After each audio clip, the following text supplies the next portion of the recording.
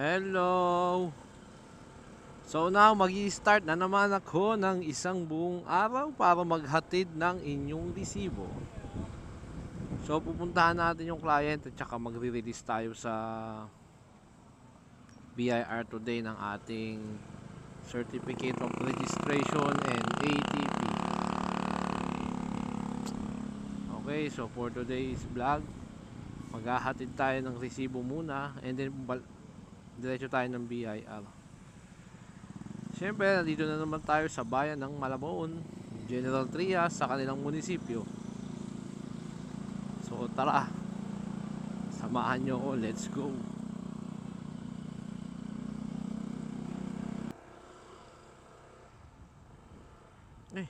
May miming.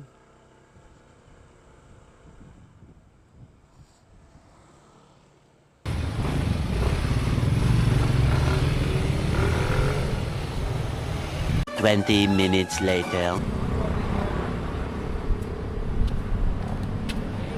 Let's go, tara. Yung. Okay. Hindi ko alam yun ah. Pero sa ito, Tejero Convention ang tawag dito.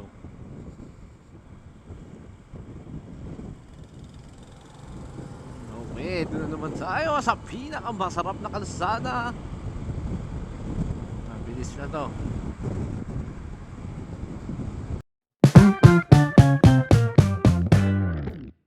Na akong dumadaan dito kasi mabilis talaga ang biyahe. Ay tanong oras, madali ka kagad nakakapunta ng 54B. Lakas ng hangin.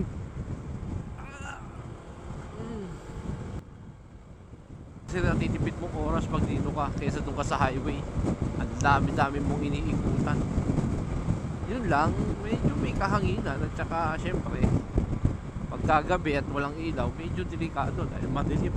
Baka may tatawid bigla. Marami kasi natambay dito na kabataan pagka pero pagka may ilaw, okay naman.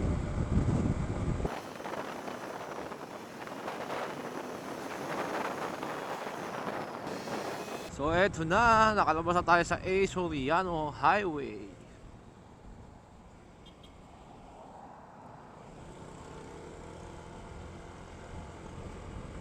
So mamaya update ko kayo pag nasa BIR na ako.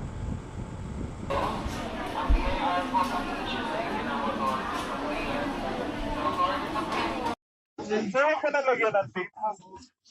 Lalagyan ng date.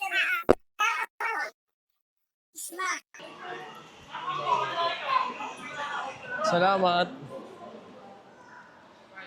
Okay, for today's video, update natin. So nakuha na natin yung ATP at saka yung COR. So sa mga hindi nakakaalam kung anong sakop nila.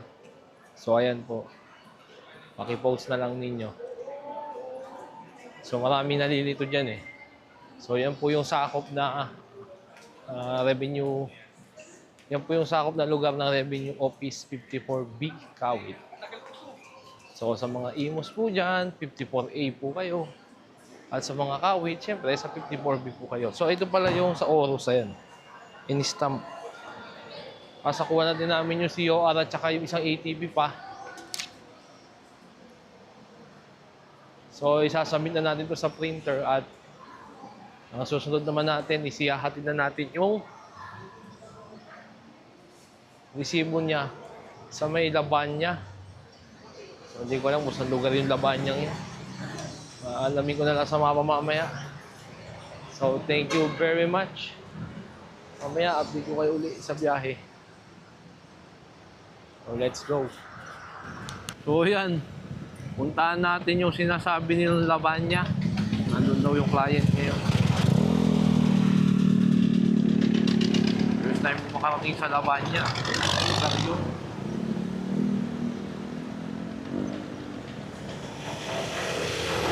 Sure siya ng kanyang location. So, punta tayo doon. Ito? Nga, sa tapat ng ano.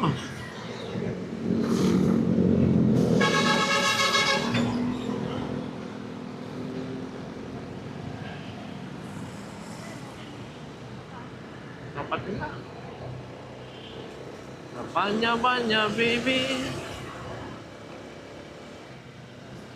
Ilog. Nakapunta na ako dito pero dyan lang ako sa Bukana. Hindi pa ako nakapasok sa loob.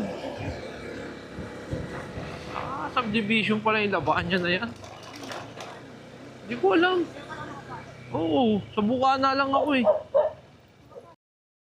Village dito na ganito, no? Labanya.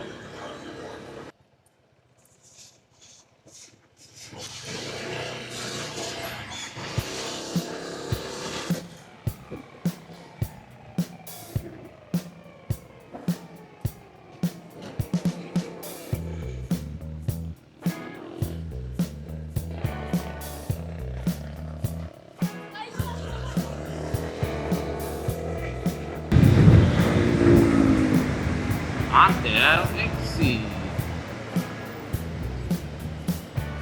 Antel Grand Village. So yan yung dinadaanan pagka gusto mo mag-shortcut. Hindi ka nadadaan sa highway ng Sorian, Bakaw. Kasi matraffic kasi dyan eh. Kung dito ka dadaan, hindi masyado. Pero sa ngayon, nagkaka-traffic na rin.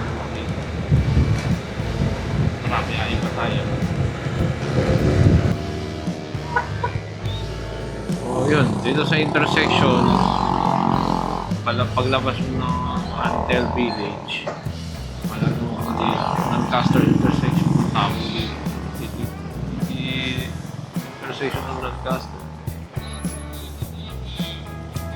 Doon na tayo sa kabila.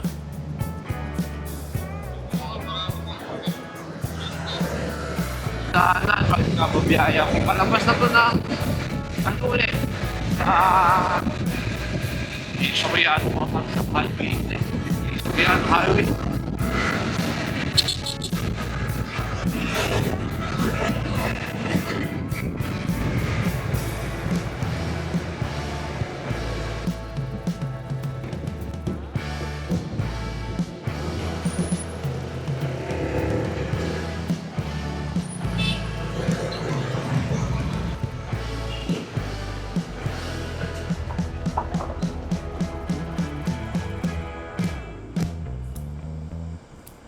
Okay, so tapos na natin ihatid yung isang pabel. Tapos na rin kami kumain dyan sa Siapaw. Ang next destination naman natin ay kay Madam Uno Trading. So tara, puntaan natin.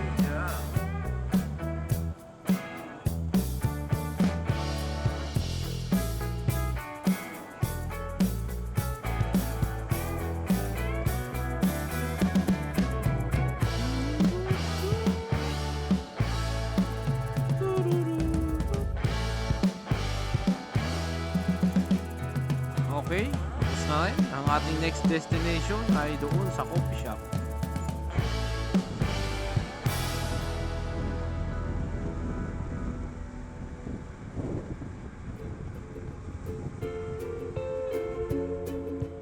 Kahit saan. So hello, nandito na po tayo sa Open Canal. At check natin kung kamusta na ang kalsada rito dahil tapos partially nadadaanan na yung Malagasang overpass.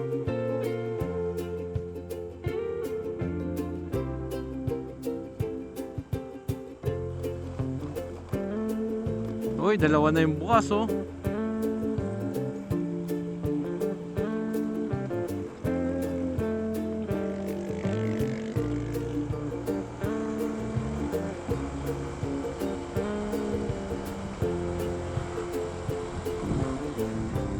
Sarap ng overpass. Malagasang overpass. Let's go. Pero hindi pa nila naayos ang 100 tayo ng ano ng 100% yung lugar. Marami pang doon na sa kabila.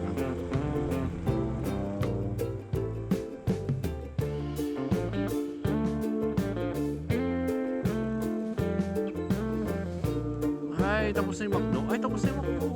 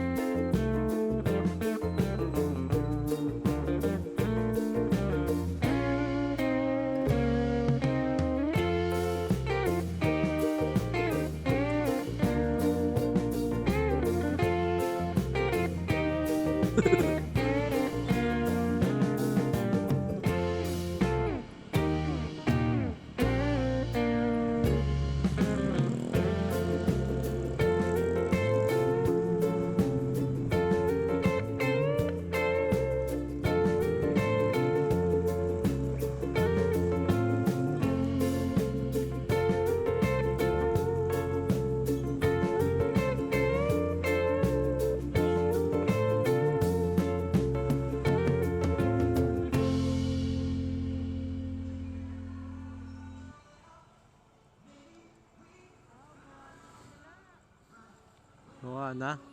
Ang bilis niya ta. So, tapos na po kami mag-deliver kay Angel Bean Coffee Shop.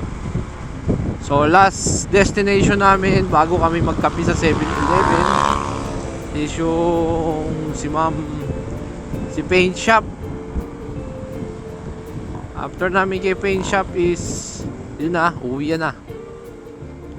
So, napakwento nga ng konti si Sir dahil may problema daw yung isang business daw niya. Pero sabi ko ayusin natin, ibigay ka ako yung mga dokumento para matignan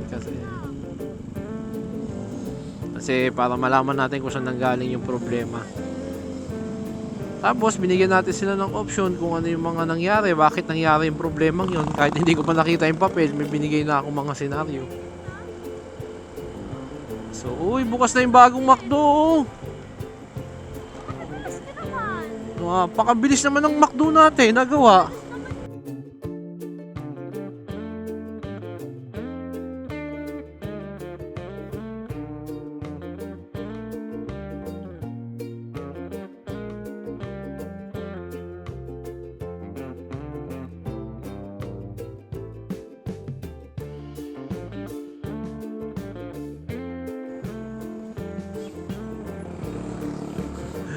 Liko yung panga ko Nabirang yan dati sa luma akong helmet. Nakikita ko yan kahit ganun lang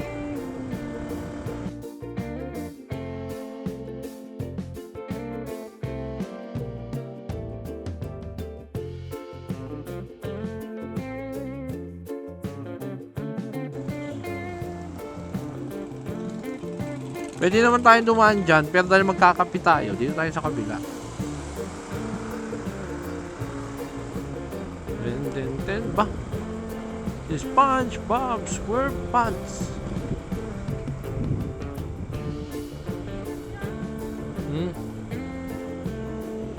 Lagi na lang ako naliligaw. Alam ko dito yun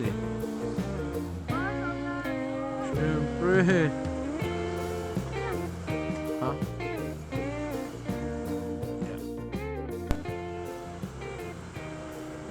Okay, so tapos na ang aming delivery. Pupunta na namin si Paint. So hindi na rin ako nag-film doon dahil nagpe-paint sila ng sasakyan at tatamaan yung camera ko.